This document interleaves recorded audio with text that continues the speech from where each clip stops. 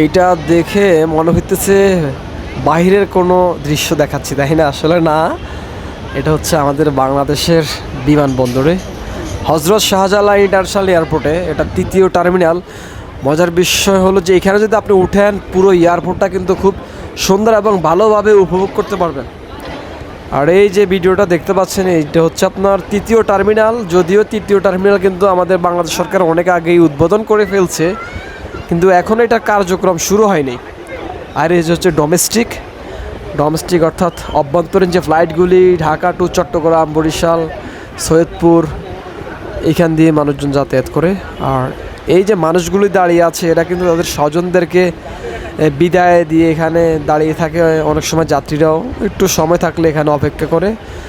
আমাদের হাজার হাজার প্রবাসী রেমিটেন্স যোদ্ধা কিন্তু এই দিক দিয়ে দেশের বাইরে চলে যায় দোতলা দিয়ে, আবার নিচতলা দিয়ে কিন্তু সবাই নেমে আসে।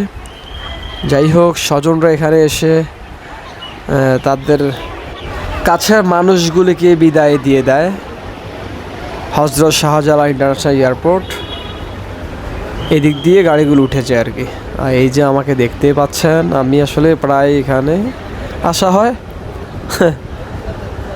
তো এইটা আর কি, আমরা চাই আমাদের থার্ড টার্মিনালটি খুব দ্রুত কার্যক্রম শুরু হোক, কারণ এইটা তো অনেকটা, যেটা শুনলাম, সিঙ্গাপুরের আদলে তৈরি করেছে, চাঙ্গি ইন্টারন্যাশনালের আদলে।